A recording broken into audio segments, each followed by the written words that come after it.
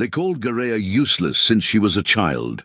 The clan pushed her into the corners, the village shut its doors in her face, and the entire world seemed to agree that Orc was worth nothing.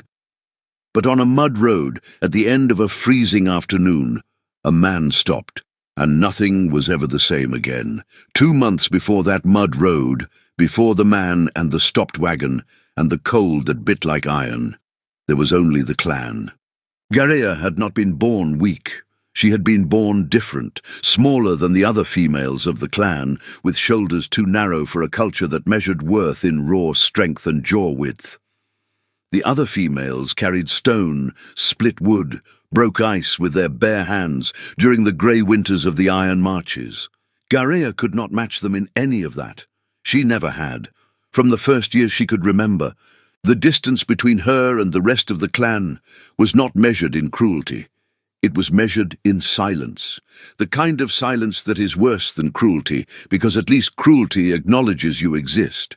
Her father called her Grail in the old tongue, useless shard of bad stone.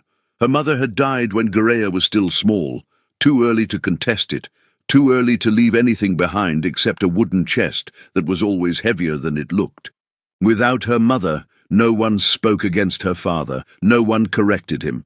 The names stuck the way names stick when no one bothers to replace them with something better.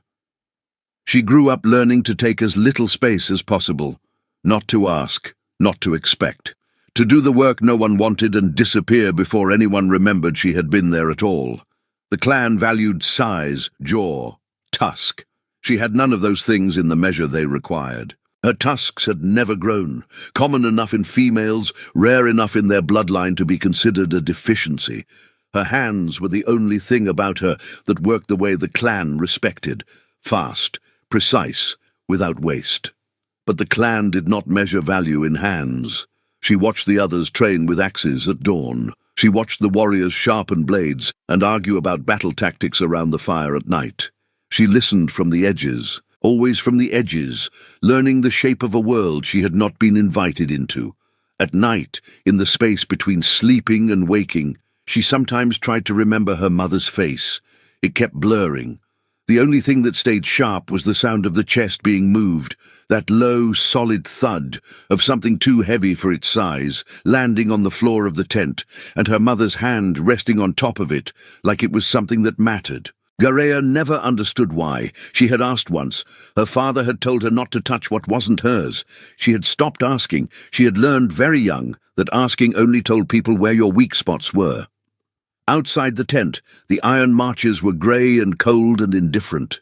Inside, the fire crackled low and the clan slept. Garea lay still with her eyes open, listening to the wind come down from the high ridges, and felt the weight of the word Grail sitting on her chest the way it always did, not like a wound. Worse, like something she had stopped being able to feel at all. That was the most dangerous kind of damage, the kind you stopped noticing. The only skill Garea had built entirely on her own, without instruction, without recognition, without anyone handing her the tools and saying, "Learn this," was leatherwork. She had started with scraps. The pieces the real craftsman threw aside, irregular edges, thin patches, cuts gone wrong. She took them without asking, because they were garbage, and no one watched garbage. She had an awl made from a split bone, thread pulled from sinew, and the patience of someone who had nothing else to do with her hands. The first thing she made was a strap, crooked, uneven.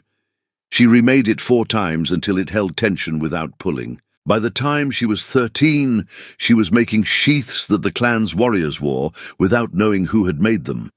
By 15, she was producing saddlebags, harnesses, and cargo straps that equipped half the clan's horses. The work was invisible in the way all essential things are invisible, noticed only when absent. She never received credit. She never received a copper coin. It was simply what the Grail did. Work without name. Work without payment. Work that kept the clan moving and earned her the right to eat and sleep in the edges of a fire she hadn't been invited to sit beside. She learned every grade of leather by touch alone. Raw hide for straps and heavy load. tanned soft for knife sheaths and boot linings, dark pellica, the kind that had once been part of armor, for work that needed to last. She could feel quality through her fingers before she ever looked at a cut. She knew by resistance how long the piece would hold. She knew by smell whether the tanning had been done right. The clan dispersed after the skirmish at Grey Ridge, a fight that had been building for 2 seasons over border rights with a human settlement that sat on land the clan had used for grazing for a generation. It ended badly. Not in deaths, in scattered agreements and orders from the Frontier Council that pushed the clan east, splitting it across 3 different territories under the new treaties. Garea did not follow them east. She had no reason to. The clan had never given her a reason to follow. The bonds she might have felt toward a family that called her Grail had worn too thin to hold weight. So when the last tents came down and the last wagons rolled, she stood at the edge of the camp and watched until the dust settled. Then she gathered her leather tools, the chest that had always been her mother's, and what little she owned beyond that. She loaded it onto the small wagon she'd repaired 3 times herself. She hitched the horse, an old bay that nobody had wanted to take because of the bad knee, and she drove north without a plan, without a destination, and without looking back. She was not afraid. She was something quieter than fear, something closer to the feeling of a rope that had been cut. She did not know yet whether that feeling was freedom or falling. The front wheel split at the axle 2 hours from Graufen, the worst stretch of the northern road, a deep mud track where the ruts ran half a foot down and the earth never fully dried even in summer. In late autumn, with the wind coming off the grey marches and the light already dropping fast behind the Helder peaks, the road was a trap. The mud pulled at the wheels with the quiet persistence of something patient and hungry. The crack was loud enough to startle the horse. Garea did not shout, did not curse. She pulled the reins, stopped the wagon as it tilted hard to the left, and climbed down into the mud without hesitating. She assessed the damage the way she assessed everything, directly, without wishing it were different. The axle had gone clean through at the weakest point. The wheel was canted sideways into the rut. The horse stood trembling in the harness, the left side of the rig, pulling against him at the wrong angle. She freed him from the worst of the tension first. Then she tried to lift the wagon frame. She was strong, stronger than people assumed when they looked at her narrow shoulders. But the load was too heavy, and the mud had the frame held at the wrong angle, and she could not get the leverage she needed alone. She stopped trying. She sat down on the edge of the road with her hands on her knees and her eyes on the mud and the busted axle. The sky was going purple dark in the east. The wind had that dry, biting quality that came before snow. Not yet, but coming, maybe tonight, maybe tomorrow. The grey marches did not warn before cold arrived. It simply arrived and expected you to have been ready. Her mother's chest was among the crates in the tilted wagon, heavy as always. She had never understood that weight. A rider could still come. She did not wave. She did not stand.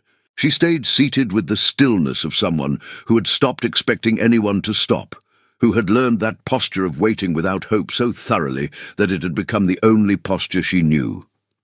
The wind pushed down from the ridges. The horse stamped once and was quiet. The dark came slowly, then all at once. Torin had 2 rabbits and a deer on the wagon. He was coming back from 3 days in the upper woods, east of the Graufen Trail, the kind of hunting trip he took when the ranch felt too quiet, and the quiet felt too loud. He did that more in autumn. Something about the season made the silence of the ranch specific and heavy in a way he could not fix by working harder, which was his usual solution to most things. The tabard was soaked through. He had ridden through the tail end of a rain shower an hour back and hadn't bothered stopping to pull on the heavier coat. The cold didn't bother him the way it used to. He saw the wagon from a distance, tilted hard to the left, one wheel gone wrong, crates half shifted. He saw her sitting on the edge of the road a moment after, green skin, the still posture of someone waiting for nothing. He did not speed up. He pulled the reins on the flat before the wagon, tied them to a bent branch, and stepped down into the mud without saying anything. Walked directly to the axle, crouched, looked at the brake. A clean split, the wood had been stressed for a while before it gave. He looked at the load, estimated the weight, found the crate stack that was throwing the balance wrong. He did not ask permission. He lifted the heaviest crate off the left side, reset it on the right, then got the travel block from behind his wagon seat and used it to jack the frame enough to release the horse from the bad tension in the harness. He worked in silence. No commentary, no announcement of what he was doing or why. She watched him from where she sat. She did not move to help, and she did not speak. She simply watched, with that careful, assessing attention of someone who has learned not to trust an offer until they understand its price. He did not look at her while he worked, not because he was ignoring her, because the axle needed looking at, and she was not the problem he was solving right now. The horse settled once the harness pressure came off, the wagon leveled enough to be stable. Torrin straightened, wiped mud off his hands onto his thigh, and stood for a moment looking at the brake. The wheel was done. She was not going anywhere tonight on this axle. He went back to his wagon and pulled the water canteen from behind the bench. Leather-wrapped, his own work, the stopper worn smooth from years of use. He walked back and held it out without ceremony. Water. One word. No context. No performance of generosity. Garea looked at the canteen. She had learned, through repetition and consequence, that offers from strangers almost always carried a hidden price. The friendlier the offer, the higher the cost buried underneath it. She had stopped accepting freely given things because freely given things usually weren't. She took the canteen, drank, handed it back without speaking. The sky was going dark fast now. The Helder peaks had swallowed the last of the light, and the cold was sharpening, that dry, merciless cold that came off the grey marches before snow, the kind that didn't feel like cold at first and then felt like it all at once. Torrin looked at the broken axle, then at the road ahead, then at the sky. "My ranch is 20 minutes north," he said. "You can't fix that tonight." He said it as information, not as invitation, not as charity. The same tone he used to tell himself it would rain tomorrow, just a fact that needed accounting for. Garea looked at the road ahead, at the dark that was closing in from both sides of the tree line, at her horse, still standing knee-bad, not suited for carrying the load alone, at the chest among the crates, that chest that was always heavier than it had any right to be. She looked at the darkness coming. Then she stood up. They loaded the crates without dividing the work. He took the heavy ones. She took the awkward ones. No one assigned it that way. It just sorted itself out in the practical logic of two people getting a task done. Her horse was tied to the back by the bridle and came without resistance, the bad knee holding on the flat road. She climbed onto the bench of his wagon without asking for help and without looking to see if he was watching. He untied the reins from the branch and climbed up beside her. They set off north. The sky had closed over entirely. No stars, no moon, just the lamp at the front of the wagon, making a small circle of yellow light in the dark. The trees on both sides of the road were black shapes. The wind had dropped, which meant the cold was settling in for the night instead of moving through. 20 minutes, he had said. She counted them. When the lights of the ranch appeared through the trees, 2 lantern squares in the dark, low and amber, she heard herself exhale. A small sound, the kind of sound that comes out without permission when something you didn't know you were holding gets released. She pressed her lips together. He didn't look at her. Inside, he built up the fire without commentary and put food on the table. Bread from that morning, already going stiff. Roasted venison from the hunt, cold now but still good. Hard salt cheese, no ceremony, no speech about hospitality or kindness or any of the words people used when they wanted to be seen being generous. She sat at the table. She did not touch anything. She watched him. He pulled out the bench across from her, sat down, picked up the bread, and broke it. He took a piece and ate. She picked up her piece. They ate in silence. The wind found the gaps in the wall planks and pushed through them in thin, cold threads. The fire popped once and settled. Outside, the night pressed against the shutters. Inside, the lamp was steady and warm. It was the quietest meal she had eaten in years. It was also, somehow, the most peaceful. She did not ask if she could stay beyond the first night. He did not offer in so many words. By the second morning, the agreement had simply solidified the way agreements do between practical people, in the absence of anyone saying it needed to end. Guerrea began to move through the ranch with the specific caution of someone trained to occupy no space that hadn't been explicitly granted. She fixed the barn hinge on the second day. It had been squealing for what looked like months, the pin worn smooth and the plate shifted out of true. She found the tools in the barn corner, reset the plate, replaced the pin with a spare from the iron box beside the workbench. She did not announce it. She simply did it and moved on.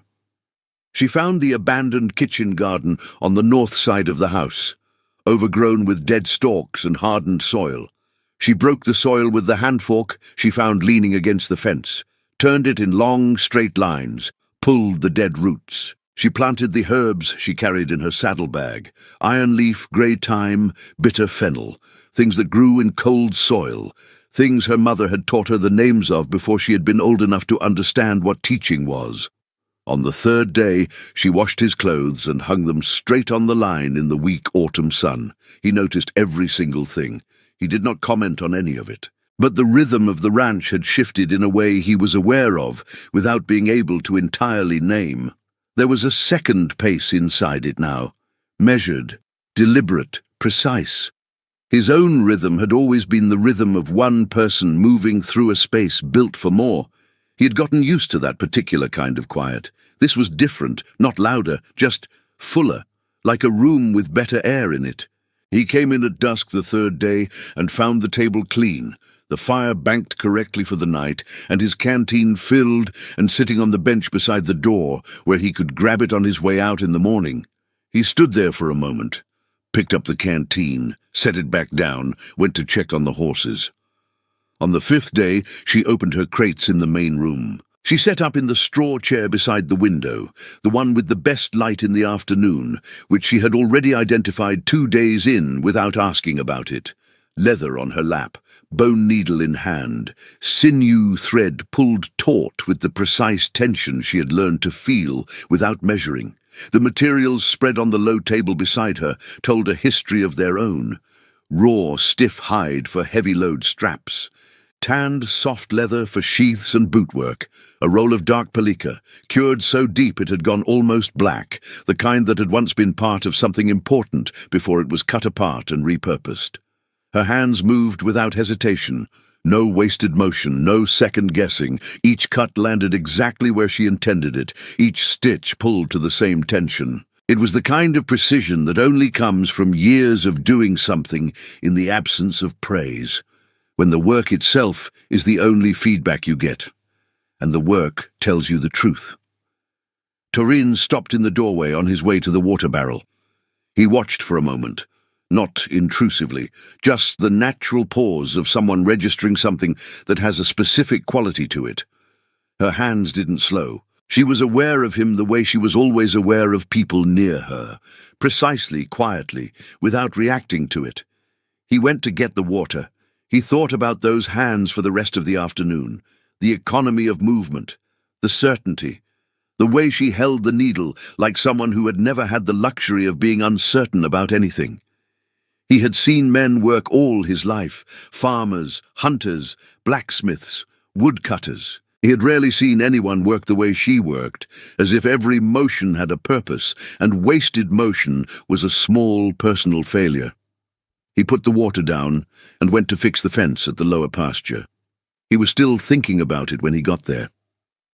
On the 7th morning, Torin rode to Dern Vale for supplies.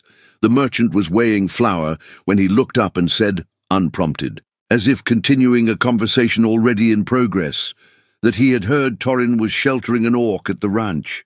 He said it the way men say things they consider obvious, without question marks, without the courtesy of pretending it was anything but a judgment.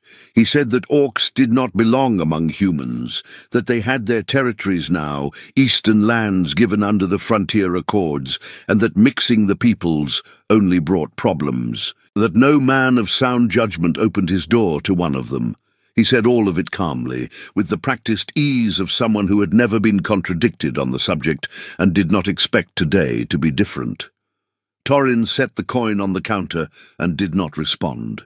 Then the blacksmith, who was waiting his turn at the counter, added that an orc was an orc, regardless of any treaty, that paper signed in a council hall didn't change the nature of a creature, that Torin was making a mistake that would cost him further down the road. The blacksmith said it with the same settled confidence as the merchant, two men reinforcing each other's certainty, that particular kind of courage that exists only in numbers. They both waited. Torin picked up the flour, took the rest of the supplies from the counter, and walked out. Not because he agreed.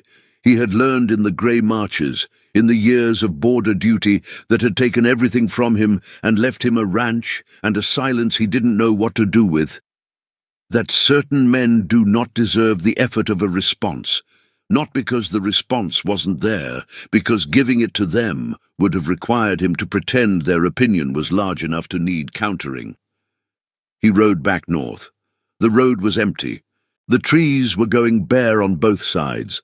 The cold was building slowly toward the kind of winter that settled in and didn't leave until March. He thought about what they had said the whole way back, not because it landed, because it didn't. And he was trying to understand when exactly he had stopped finding it possible to let it land at all. He arrived at the ranch quieter than he had left it. He unloaded the supplies, put the horses up, found a section of fence at the lower pasture that needed attention, and went to fix it without coming through the kitchen first. Garia watched from the window. She did not go out. She did not ask. She had grown up reading silence. The difference between the silence of tiredness and the silence of something heavier. She knew the specific shape of the silence that follows a conversation about what you are. She had lived on the receiving end of that conversation her entire life. She knew what it looked like when someone carried it back with them. She finished the strap she was working on, set the leather aside, and started the evening meal. When he came in, the stew was ready. His cup was sitting closer to the fire than hers, positioned where the heat would keep it warm longest. He sat down. She put the bowl in front of him without comment. They ate. A rain that had been threatening since morning finally broke at nightfall, steady and determined, the kind that parks itself over a valley and commits. By the next dawn, the yard was mud, and the road had gone impassable. 2 full days inside, no way out, nothing to do outside that couldn't wait. They sat at the table with venison broth on the first evening of the rain. The fire was up. The lantern was lit even in the afternoon of the second day because the cloud cover had taken all the light. The silence lasted a long time at that first supper. Not uncomfortable, the silence of 2 people who carry weight and are still deciding whether the other one is safe enough to put it down near. Garia spoke first. She did it in pieces, without order. The way difficult things come out when you've held them long enough, in fragments, not speeches. The father who had called her Grail since she was old enough to understand what names mean. The years of work, without coin, without credit, without acknowledgement. The clans scattered across the eastern territories, the villages that had shut their doors, the shape of a life spent learning to need nothing from anyone, because needing things gave people a way to refuse you. Torin listened. He did not fill the silences. He did not offer reassurance before she was done. He let her say all of it, and he heard all of it, which was, she realized, the thing she had needed without knowing she needed it. When she stopped, he spoke. In pieces as well, without ceremony. The way men speak about things they have not spoken about in a long time, when the words have been sitting in them so long, they come out already worn smooth. He spoke about the woman who had made the ranch into an actual home, about the difficult labor, about the 2 coffins he had taken to the Graufen cemetery on a Thursday in July, 5 years back. One for her, one for the son who had not drawn breath. He had buried them on a grey day with 2 other men present, because he had not been able to tell anyone else in time, or had not wanted to, or both. After July, he had come back to the land. He had not stopped since. He did not say why. He did not need to. Garea listened the same way he had listened to her, completely, without interrupting, without trying to fix it. When he finished, the rain was still going on the second day's roof. The fire had dropped a little. Neither of them moved to add wood. She reached across the table. She placed her hand over his, firm and quiet. Not a gesture of romance, a gesture of weight. The kind of touch that says, "This happened, it was real, and you are not carrying it alone in this room." Her hand had the fine calluses of years of bone needlework. His was rough with soil and old labor. They stayed like that for a moment, neither of them measured. Then she withdrew her hand quietly and reached for her cup. The rain kept going. The morning after the rain, she was reorganizing the crates in the back room when her foot caught the doorsill. The chest hit the floor hard. The lid held, but something rolled. A low, solid sound, not wood, not iron, heavy and dense and purposeful. A rectangular bar of pure gold stopped in the middle of the floorboards. It caught the lamplight and held it. Garea stood very still. She looked at the bar, then at the chest, then at the bar again. She had wondered about that weight her entire life. The chest had always been heavier than its size explained. She had moved it hundreds of times, had always told herself it was the wood, or something in the lining, or just the particular density of old things. She crouched slowly and picked up the bar. It was real, unmistakably, specifically real. The weight of gold is unlike any other weight, and she knew it immediately. She turned it over in her hands. Then she began, slowly, to look for where it had come from. The false bottom had been fitted with a craftsman's precision. It didn't reveal itself from the top. It didn't slide or lift from the center. It opened only when she pressed the 4 corners in a specific sequence, the kind of thing a child's hands discover by accident, pressing wood the way curious hands press things without knowing what they're looking for. She pressed the corners. The panel released with a dry click. Inside, a folded cloth wrapped in cured leather. She unwrapped it with the care she gave to her best work. 8 gold bars, rectangular, polished, the kind of gold that held value across any currency system in any territory she had ever passed through. More than years of leatherwork. More than enough to buy land, build a workshop, establish herself anywhere in the grey marches or beyond. Beneath the bars, folded with the careful precision of someone who folds things they want to survive, was an envelope. 1 word on the front, written in a hand she did not recognize, but somehow knew instantly. Garea. She held the envelope for a long time before she opened it. When she did, she opened it carefully, not tearing, not rushing, as if the paper itself needed to be treated with respect. The handwriting was small and slanted, the letters of someone who wrote slowly, deliberately, in poor light with very little time. Someone who was choosing each word because she understood she would only get to write this once. Her mother had known she was dying when she wrote it. She said she had saved the gold across years, piece by piece, bar by bar, from trade she had done quietly, kept hidden from the father, who would have taken it without thought or apology. She had hidden it in the chest's false bottom with the same precision she had hidden every fragile thing in her life, carefully, in plain sight, waiting for the moment when hiding was no longer necessary. She said she had saved it so that Garea would have what her father had never given her, a choice.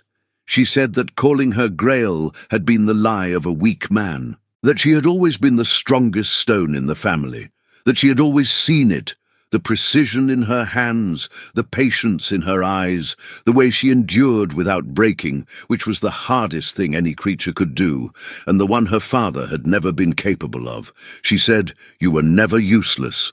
You were the one who stayed whole."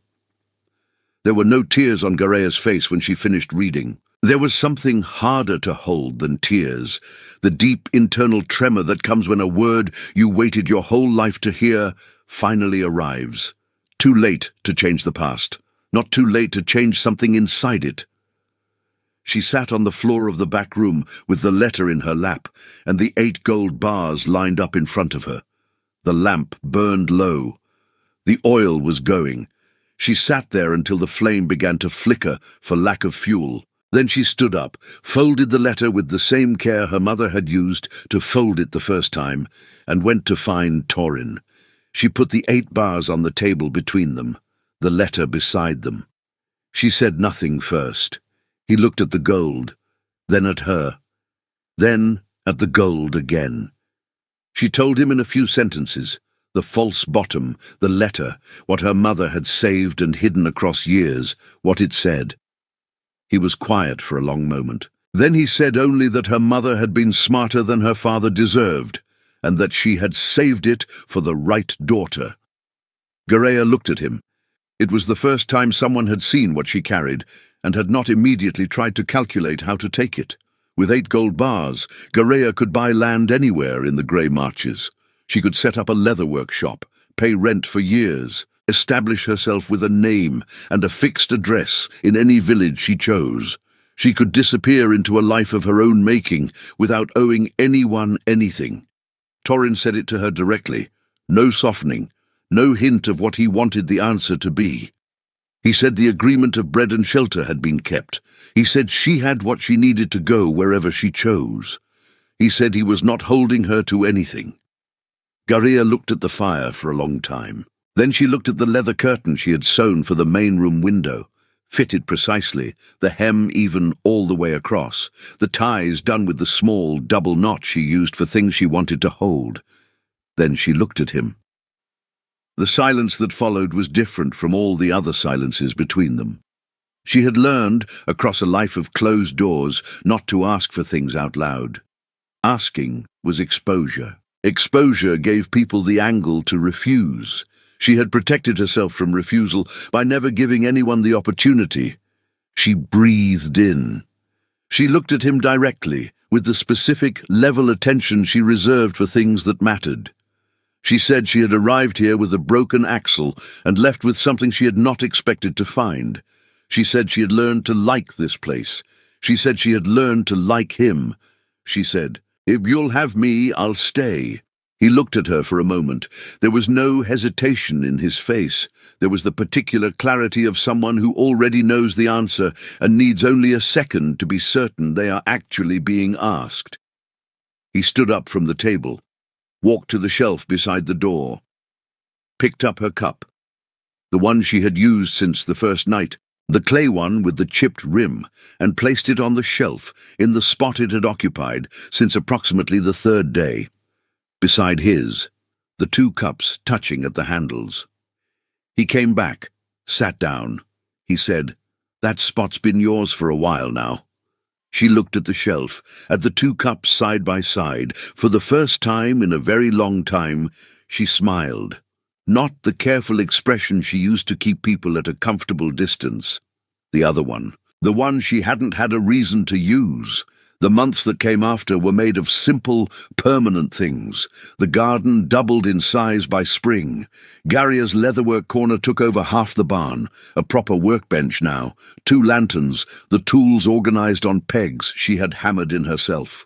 The first order came from Graufen, then 5 more, then more than she could fill in a week. Word traveled the way word travels in frontier towns, slowly at first, then all at once.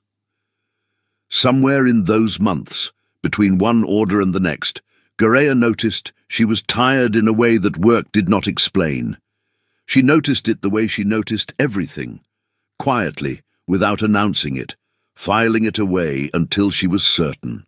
She said nothing to Torin for 2 weeks. When she finally told him, she did it the same way she had asked to stay, directly, without softening it, watching his face. He went still for a moment. Then he exhaled slowly, the way a man exhales when something he had stopped hoping for suddenly becomes real. He did not say much.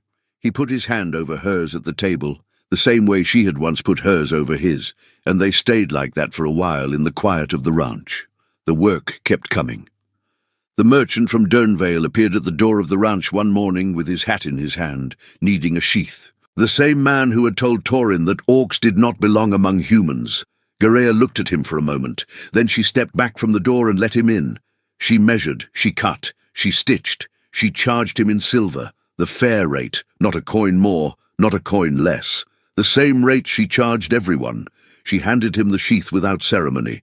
He turned it over in his hands, ran his thumb along the seam, nodded once. He left without saying anything beyond thank you. She stood in the doorway watching him ride away. The morning was cold and clear. The smoke from the chimney went straight up in the still air. She went back inside. In the spring, when the snow of the grey marches had finally pulled back and the garden was in flower, the child was born. Smaller than an orc, broader than a human. Green eyes from Garea, deep and clear, the particular green of river water over stone. Torin's jaw, ears with a slight point, hands already large for the body they belonged to, which made the healer laugh when she said it was a good sign. Torin held him from the first moment. Both arms, the way he had promised himself, quietly, privately, without telling anyone, that he would hold a child if he was ever given the chance again. Firm, present, without any of the tentative quality of someone afraid of what they're holding. Garea watched him from the bed. She watched the way he stood with the child, the set of his shoulders, the particular stillness of a person who is holding something they had given up hoping for. And she felt something move in her chest that she did not have a word for in any language she knew. Her mother had tried to describe it in the letter. She had written it in the last paragraph, in the smallest handwriting, as if she had been running out of space and time both. The feeling of something broken coming back whole. Garea looked at her son in Torin's arms, at the lamplight on the wall, at the leather curtain she had sewn across the window, still holding after all the months. She breathed out slowly. The ranch was quiet around them. The garden was outside. The gold was in the chest, half of it already spent on land and tools, and the things a life needs to stand on. The cups were on the shelf where they had always been. She was home. The world judges by what it sees on the surface. The skin, the clan, the measure of the jaw. But worth was never there. It was always in what a person builds, in what they carry without breaking, and in how they treat those who can give them nothing in return. Did you enjoy the story? Subscribe to the channel to watch more stories like this one. Leave a like, it helps the channel a lot. And drop a comment down below. I always read them and use your feedback to make our content better. Thanks so much. Orc-Bound Legacy.